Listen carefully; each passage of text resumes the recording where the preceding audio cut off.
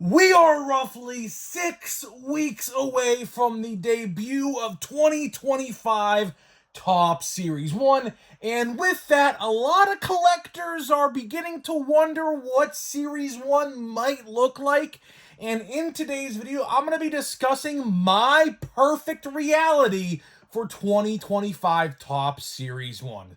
So what's going on, guys? It's Grip Rip, and before we get into the video today, let's plug the giveaway as usual. So at 11,000 subscribers, we'll be giving away hobby packs, hopefully of Series 1. All you gotta do is be subscribed, like this video, turn on the post notifications for all the content you see here on the channel, and last but certainly not least, leave a comment in the comment section of this video and countless other videos you see on the channel of your craziest, wildest, and boldest take you have for next baseball season. So let's get into the video. Of course, announcement every video. I think I'll announce this pretty much up until the day. I will be at Pirates Fest, I believe, on the 18th, which is a Saturday, I believe.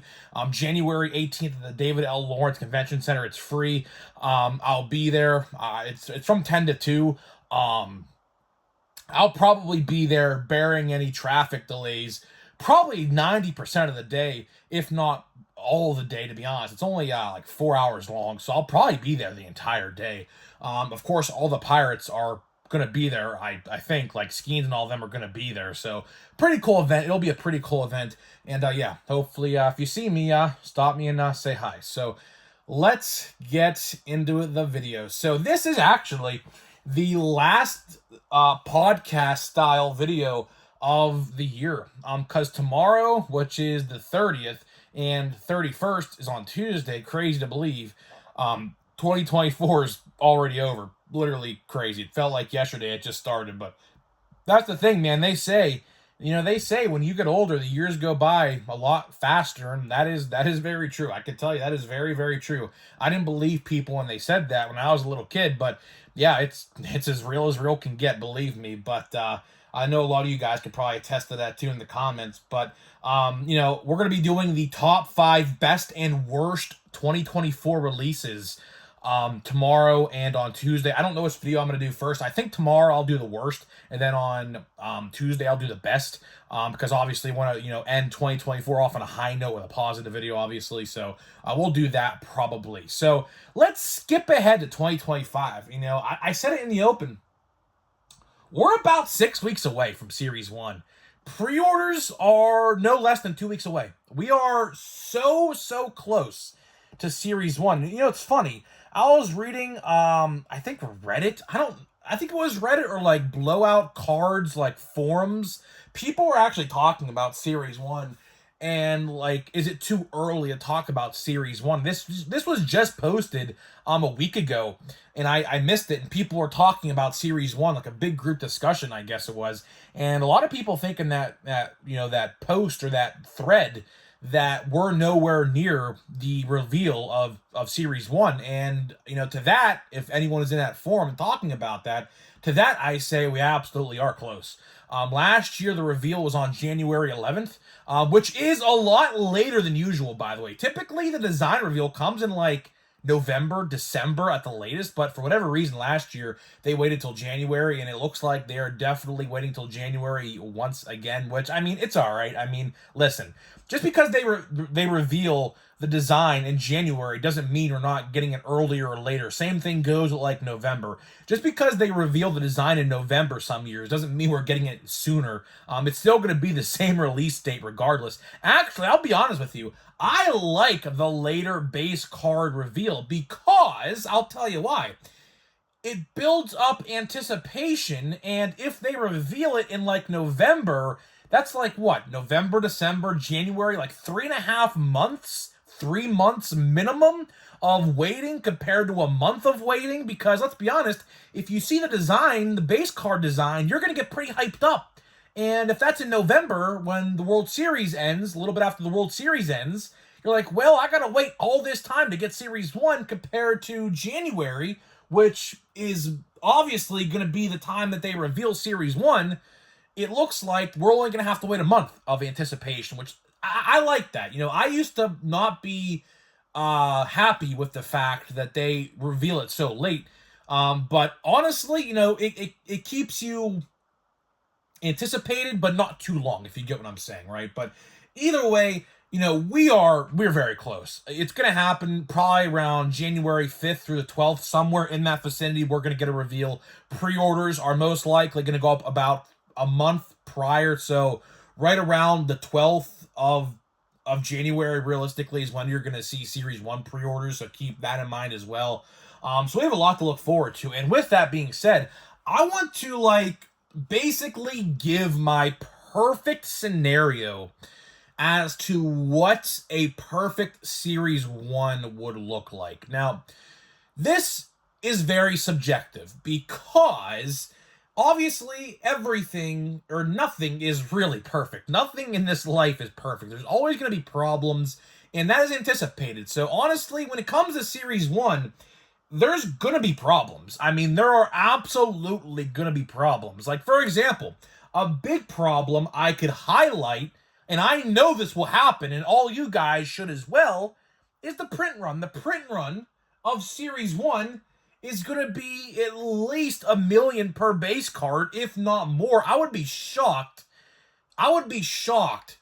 If it got into the 1.5 millions. It could. 2022 was, I believe, 1.2 million per base card of Series 1. So, it's going to be somewhere in the millions, like maybe 1 million on the dot, maybe 1.1 million, something like that. So, with that being said, the higher the print run, the more watered down it's going to get. And with that being said, your chances of pulling parallels is going to get smaller and smaller and smaller. So, the first tip I want to give Topps, which again, these tips, I mean, realistically, I'll tell you something. Realistically, they're already packaging Series 1 as we speak, so anything I say is probably already too late, but you never know. You truly never know, but they're definitely packaging Series 1 or about to start doing it very soon. So, tip number 1, and this is honestly the biggest tip I could give them. Less configurations, the better. Now, what do I mean by that? Okay, obviously, we have our 2 hobby formats. Those are not changing. Those will be as they are, jumbos and hobbies. Those ain't going anywhere, okay? But let's focus on retail for a second. Look at how many configurations we have at retail. Of course, singular retail packs. You got fat packs. You got hanger boxes. You got blaster boxes. You got monster boxes. You got super boxes. There are 6 formats right there. Oh yeah, by the way, the Fanatics box, which I guess I'll put in this as well, although it's not technically retail, it's a blaster box. So 7 retail formats, okay? The problem with that is, let's look at Platinum Chrome Anniversary, for example. This is by far one of the best releases of 2024, no doubt about it, okay? Spoiler alert for my top 5 best video. It'll definitely be on there, no doubt. But regardless, they canceled some configurations of Platinum Chrome. And all the autographs that ended up in other formats ended up in the blaster boxes, and that's what made that release so good. Same thing, same philosophy can be applied to retail.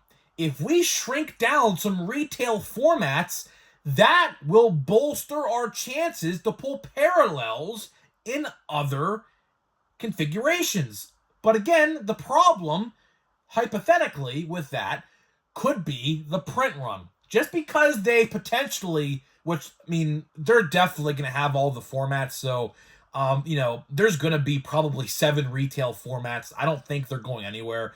If they were to delete some of the configurations, I would say they could probably cancel the small retail packs for $3.99 or whatever those packs are. Honestly, some people buy them. Like, I know my grandpa does for my little cousin who we got into baseball cards this year. But, I mean, they do sell, but that's something they could probably get away with doing and getting rid of, to be honest with you. But either way, the print run could dilute the release, but if you cancel some configurations and maybe lower the print run a little bit, you can maybe bolster some of these other configurations to maybe give better odds. So it's a very touchy and very interesting situation because this problem with the print run and the configurations kind of go hand in hand. They kind of do, because if you hire the print run and cancel a configuration, then that just cancels itself out. It doesn't make any difference. But if they keep the print run the same and get rid of some configurations, then we will see a better odds for different versions of Series 1, right? So that is probably my best vision for Series 1. The next vision I have for Series 1, and I talk about this all the time, is different exclusives in different configurations. And I talked about this the other day with Archives. Archives, if you didn't watch that video, every single configuration for Archives is going to have a different unnumbered parallel. There's pinks, purples, and blacks, and there are fat packs on the way. I don't really know if there's going to be something in there exclusive. Maybe they just put a black border card in there. Maybe. I just don't know. Stadium Club had different parallels in their fat packs, so that's why I'm holding judgment on that, because we don't really know yet.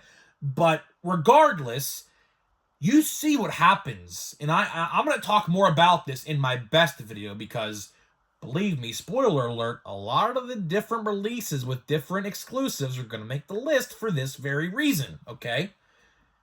If you give collectors an incentive, that's the key word, incentive, to go and buy different formats for exclusives, they will go buy it. For example, I think I literally bought, except the compact box. I didn't buy the compact box, but I bought literally every single configuration imaginable for Stadium Club. Want to know why? Because of the exclusives. Am I going to do that with Archives? Probably not, but I will buy some loose packs of Hobby Box packs, probably. I'll definitely buy a blaster box or two with my buyback credit that I still haven't used, so that's technically almost damn near free, to me at least, so that's pretty cool there. But, that's the thing. Look at Series 1 last year. Do you guys want to know how much Series 1 I bought last year, which I'm probably not going to do this year, but, you'll see why. I probably bought roughly around $500 to $600, not even including the singles that I bought on eBay, because obviously last year the Pirates, of course, the team that I'm a fan of, we had so many rookies last year in Series 1. I mean, there was like at least 4 or 5 of them, along with all of the veterans we had as well, like O'Neal Cruz and Reynolds and things like that, right? So I bought a lot of singles as well, but realistically, I probably spent around $700 on Series 1 last year. Series 1's checklist last year was insanely good, and it was just great. And with that being said, they all had different things to collect. Shimmers in monster boxes, shimmers in super boxes, different design of shimmer, but they're both shimmers, but different designs, okay? Yellows in the hanger boxes, which I think is a phenomenal idea. Retail exclusive blue and purple numbered parallels. Great idea on their end. Great idea, because it gives you a bigger rainbow, I guess, if you like to do those, which are very hard to do, by the way. I'm still looking for the Series 2 2023 Kutch Rainbow, by the way. I'm only a couple cards off, but I don't think I'm ever going to complete it, by the way. But I'm trying. Still looking on eBay every day for that, by the way. But regardless, you get what I'm saying. Different configurations, different parallels, different exclusives will get collectors to buy all of the versions. Last year, I bought every single configuration of Series 1 except the Super Box. I bought a Jumbo, I bought a Hobby, I bought blasters, I bought Fanatics blaster boxes, I bought fat packs, I bought hanger boxes, I bought a monster box, I bought them all. This year, will I do the same thing? I don't know. Tough to say. Tough to say because, one, we don't know the checklist yet. Number two, I highly doubt, no offense to the 2025 Series 1 checklist, but I do not think that the 2025 Series 1 checklist will even get close to the Series 1 of 2024. That's just my opinion. That is my opinion, but we'll see what happens. I mean, that checklist was loaded. Will it be the same for Series 1 this year? I don't know. Honestly, very tough to tell.